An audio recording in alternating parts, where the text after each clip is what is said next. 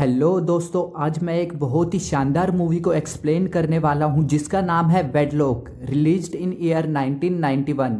Movie की शुरुआत में हमें लॉस एंजलिस सिटी में एक ज्वेलरी मार्केट दिखाई जाती है जहां पर ओपनली डायमंड्स ट्रेडिंग चल रही थी। फिर हमें 3 लोगों को क्लीनिंग स्टाफ की ड्रेस में दिखाया जाता है और दिखाते हैं कि उन्होंने वहां से एक डायमंड नेकलेस चुरा लिया है। फिर वो ऊपर उस फ्लोर पर जाते हैं जहां पर सारे डायमंड्स और नेकलेसेस एक सुरक्षित लॉकर में रखे जाते हैं। वहां पर बैठे हुए गार्ड्स उन्हें कहते हैं कि तुम गलत फ्लोर पर आ गए हो, लेकिन तभी सैम उन पर अटैक कर देता है और उन्हें नीचे गिरा देता है। नोएल एक इलेक्ट्रिक गन से दूसरे गार्ड्स को शूट करती है। सभी गार्ड्स को मारने के बाद तीनों अंदर जाते हैं और सैम लॉकर के दरवाजे में छेद करना शुरू कर देता है। फ्रैंक वहां पर सिक्योरिटी अलार्म को बंद करने की कोशिश करता है, लेकिन उससे पहले ही सैम लॉकर का दरवाजा खोल देता है, जिसकी वजह से सिक्योरिटी अलार्म चालू हो जाता है। इसके बाद भी तीनों अंदर जाते हैं और सारे डायमंड्स निकाल लेते हैं, लेकिन इससे पहले कि वो बिल्डिंग से बाहर निकले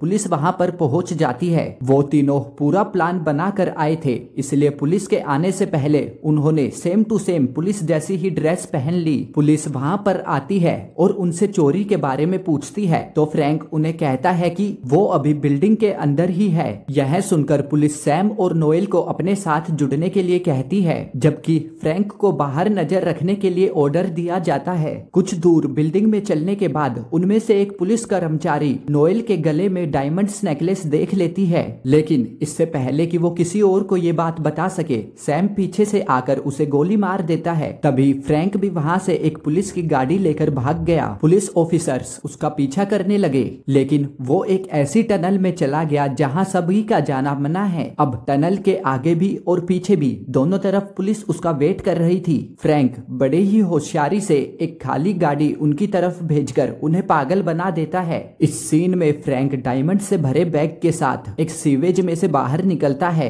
वो उन डायमंड्स को बांटने के लिए सैम और नोएल के पास जाता है, लेकिन नोएल और सैम फ्रैंक को धोखा देते हैं और उसे गोली मार देते हैं। सीन चेंज होता है और हमें दिखाया जाता है कि बहुत सारे कैदियों को एक बस में एक हॉलिडे कैंप नामक जगह पर ले जाया जा रहा है, जिनमें फ्रैंक भी शामिल है, क्योंकि उसे डकैती के लिए पकड़ा गया है और 12 साल की कैद की सजा सुनाई गई है। कैंप पर वहां का वार्डन हॉलिडे उनके पास आता है और उन्हें एक बिजली के नेकलेस वेडलॉक के बारे में बताता है, जिसे उन सबको पहनना होगा। हर कैदी का वेडलॉक किसी दूसरे कैदी के साथ जुड़ा होगा। जब 2 जुड़े हुए कैदी एक दूसरे से 100 यार्ड की दूरी पर चले जाएंगे, तब वेडलॉक में लगे हुए बम एक्टिव हो जाएंगे और दोनों के सर उड़ा देंगे। फिर उन सबको एक एक नेकलेस पहना दिया जाता है और बताया जाता है कि अगर इसे स्क्रैच या डैमेज करने की कोशिश की तो ये फट जाएगा। सभी कैदियों को वेयर हाउसेस में अलग अलग काम दे दिए जाते हैं। कुछ समय वहां पर काम करने के बाद फ्रैंक को हॉलिडे अपने ऑफिस में बुलाता है। वो वहां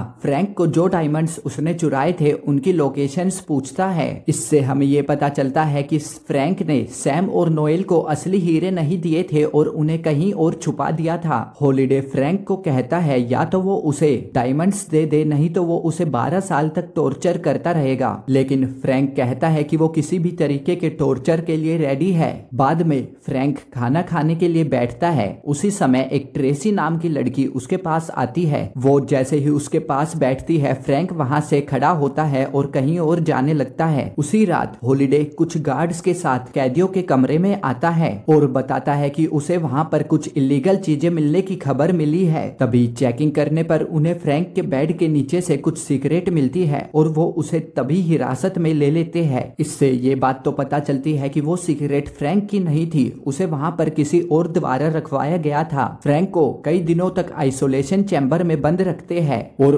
हॉलिडे उससे पूछता है कि क्या वह हीरो के बारे में बताने के लिए तैयार है। फ्रैंक हर बार मना कर देता है, जिसकी वजह से हॉलिडे उसे टॉर्चर करता रहता है। कुछ दिनों तक फ्रैंक के ना बताने पर हॉलिडे उसे चैम्बर से बाहर निकालता है और उसे और भी ज्यादा खतरनाक तरीकों से टॉर्चर करना शुरू कर देता है। अगला सीन कैदियों के लिए जन्नत की तरह था, क्योंकि इसमें कुछ समय के लिए दोनों मेल और फीमेल कैदी एक साथ मिल सकते थे और उन्हें उनके उनके प्राइवेट कमरे में जाने के लिए भी अनुमति है। इसी बीच ट्रेसी फ्रैंक के पास आती है और उसे एक रूम में चलने के लिए कहती है। वो वहाँ फ्रैंक को कहती है कि मैं यहाँ से भागने का प्लान बना रही हूँ और इसमें मुझे तुम्हारी हेल्प चाहिए क्योंकि हम दोनों वेडलॉक पार्टनर्स हैं और एक दूसरे के बिना यहाँ से बाहर नहीं जा सकते। लेकिन फ्रैंक इस पर मना कर देता है और वहाँ से चला जाता है। उनकी ये सभी बातें हॉलिडे अपने ऑफिस से सुन रहा था। अगले दिन फ्रैंक जब वेयर हाउस में काम कर रहा था तो ट्रेसी उसके पास आती है और उसे फिर से वहाँ से भागने के लिए मनाती है। लेकिन एमरल्ड उन्हें वहाँ देख लेता है और फ्रैंक को सुझाव देता है कि वो ट्रेसी से दूर रहे।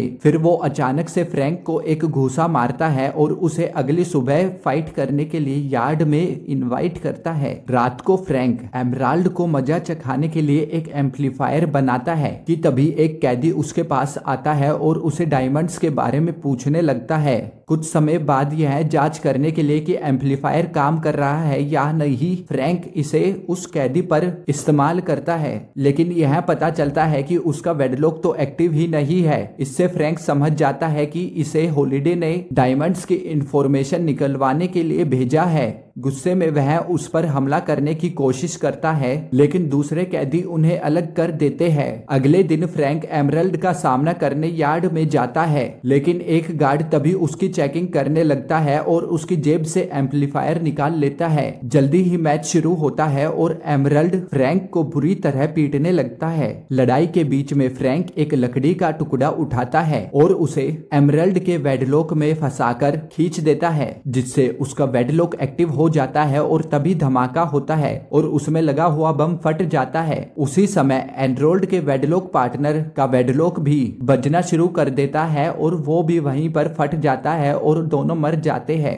जल्दी ही एम्बुलेंस फ्रैंक को हॉस्पिटल ले जाने के लिए आती है। तभी ट्रेसी ड्राइवर सीट पर बैठ जाती है और उसे कैंप हॉलिडे से बाहर निकाल देती है। गार्ड्स उन्हें पकड़ने की पूरी कोशिश करते हैं लेकिन असफल होते हैं। अगले सीन में पता चलता है कि हॉलिडे सैम और नोएल के साथ काम कर रहा है ताकि डायमंड्स को फ्रैंक से ले सके। इसी बीच फ्रैंक और ट्रेसी अपने कपड़े बदलकर किसी और सिटी में चले जाते हैं। वो रात को रुकने के लिए एक मोटेल में जाते हैं लेकिन दुर्भाग्य से मोटेल का ओनर उन्हें टीवी में आई हुई न्यूज की वजह से पहचान लेता है और पुलिस को इन्फॉर्म कर देता है। अगले दिन सुबह सुबह पुलिस ऑफिसर्स वहां पहुंच जाते हैं और उन्हें सरेंडर करने के लिए कहते हैं। अब उनके पास कोई भी रास्ता नहीं बचा है इसलिए वो दोनों सरेंडर करने के लिए वहां से बाहर आते हैं। लेकिन अचानक से सैम और नोएल वहां पर आ जाते हैं और पुलिस पर हमला करने लग जाते हैं ताकि ट्रेसी और फ्रैंक वहां से भाग जाए। अगले दिन फ्रैंक कुछ आवश्यक चीजें खरीदने के लिए एक हार्डवेयर शॉप पे जाता है। तब ट्रेसी किसी को फोन करती है और उन्हें अपनी लोकेशन देती है। इसे पता चलता है कि ट्रेसी भी हॉलिडे के लिए ही काम कर रही है। हॉलिडे कॉल पर बताता है कि सैम और नोएल उन्हें जल्दी ही मिलेंगे और आगे का प्लान बताएंगे। फ्रैंक सामान खरीदकर बाहर आता है और वो दोनों एक बोट में जाने लगते हैं। वो दोनों सिटी में पहुंचते हैं और वहां पर ट्रेसी अपने एक्स बॉयफ्रेंड को देखती है जिसकी उस दिन शादी हो रही होती है। वो उसके पास जाती है और उसके मुंह पर एक घूसा मारती है। तभी सिक्योरिटी गार्ड उसे पकड़ लेते हैं और वहां से दूर ले जाते हैं। ये देखकर फ्रैंक उसका पीछा करता है क्योंकि अगर दोनों 100 यार्ड से दूर चले गए तो उनके वेडलॉक एक्टिव हो जाएंगे और वो वहीं पर फट जाएंगे। तभी ट्रेसी गार्ड्स को बताती है कि उसके कॉलर में बम लगा है और वो एक जेल से भागकर आई हुई कैदी है। ये सुनकर गार्ड्स ट्रेसी को छोड़ देते हैं और दूसरे लोगों को उससे दूर जाने के लिए कहते हैं। उनकी किस्मत अच्छी है कि तभी दोनों एक दूसरे को देख लेते हैं और वहां से एक साथ भाग जाते हैं। दोनों एक ट्रक में बैठकर उस जगह से किसी और सिटी में जाते हैं। ट्रक के अंदर दोनों एक दूसरे के करीब हो जाते हैं और वहीं पर अपनी रात बिताते हैं। जल्दी ही वो दूसरी सिटी में पहुंच जाते हैं और वहां एक रिजॉर्ट में रुकते हैं। सोने से पहले फ्रैंक ट्रेसी को बताता है कि शराब की भट्टी में काम करने वाला उनका एक दोस्त जैस्पर के पास सारे डायमंड्स है और वो उन्हें मिलने जल्दी ही आ रहा है। अगले दिन ट्रेसी सैम और नोएल से मिलती है। सैम पूछता है कि क्या फ्रैंक ने उसे डायमंड्स के बारे में कुछ बताया है, लेकिन ट्रेसी मना कर कर वहां से चली जाती है। दोपहर में जैस्पर फ्रैंक और ट्रेसी को लेने आता है और उन्हें अपनी शराब की भट्टी में ले जाता है जहां पर वो काम करता है। वहां से वो डायमंड्स का बैग निकालता है, लेकिन तभी सैम और नोएल वहां पहुंचते हैं और जैस्पर को गोली मार देते हैं। जैस्पर उसी पल मर जाता है। उसके बाद वो गोली के नोक पर फ्रैंक को मारने की धमकी देता है कि तभी ट्रेसी एक लीवर खींचती है और उसके ऊपर रेत का ढेर गिर जाता है। ट्रेसी और फ्रैंक वहां से बैग लेकर भागने लगते हैं। थोड़ा सा पीछा करने के बाद सैम फ्रैंक को पकड़ लेता है। लड़ाई के दौरान सैम और फ्रैंक दोनों ही एक बड़े कंटेनर में गिर जाते हैं। तभी नोएल सैम की गन ढूंढती है और वहां जाती है। वो हीरो के लालच में दोनों को मारना चाहती है, इसलिए वो पहली गोली सैम को मारती है, लेकिन जब वह फ्रैंक को गोली मारने की कोशिश करती है तो गोलियां खत्म हो जाती है। ट्रेसी फ्रैंक को कंटेनर से बाहर निकालती है और दोनों जैस्पर की कार में बैठकर एक फैक्ट्री के अंदर चले जाते हैं। फैक्ट्री के अंदर वो डायमंड्स वाला बैग खोलते हैं और देखते हैं कि उसमें डायमंड्स नहीं है। पता चलता है कि जैस्पर ने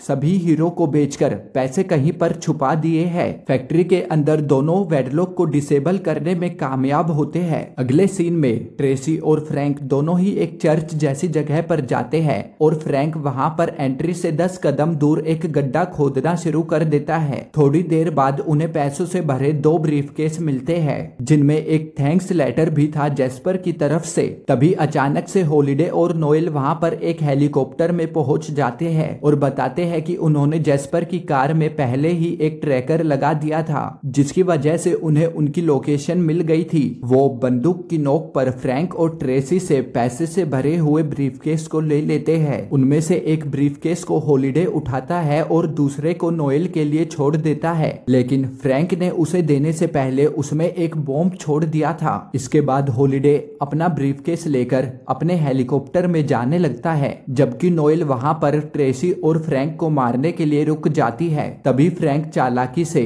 जैस्पर की गाड़ी की चाबी नोएल को दे देता है और पीछे की ओर जाने लगता है। तभी नोएल फ्रैंक और ट्रेसी के डेटोनेटर को दबा देती है, जिसे वो दोनों पहले ही डिसेबल कर चुके हैं। अचानक से हॉलिडे के पास रखे बैग के अंदर वाला बम फट जाता है। उसी वक्त कार की चाबी जो फ्रैंक ने दी थी वह बीप करना शुरू कर देती है और तभी वो भी फट जाती है, जिसकी वजह से वो दोनों मर जाते हैं। मूवी के अंत में फ्रैंक और ट्रेसी एक पैसों से भरे हुए ब्रीफकेस के साथ वहां से एक साथ पैदल जाते हैं और इसी के साथ मूवी खत्म हो जाती है। मैं आशा करता हूं कि आपको ये मूवी पसंद आई होगी। इसी तरह की और मूवियों के लिए हमारे चैनल को सब्सक्राइब करें और इस वीडियो को लाइक कर दे। अगली बार फिर मिलते हैं ऐसी ही किसी शानदार मूवी के साथ। तब तक के लिए गुड बाय, थैंक यू।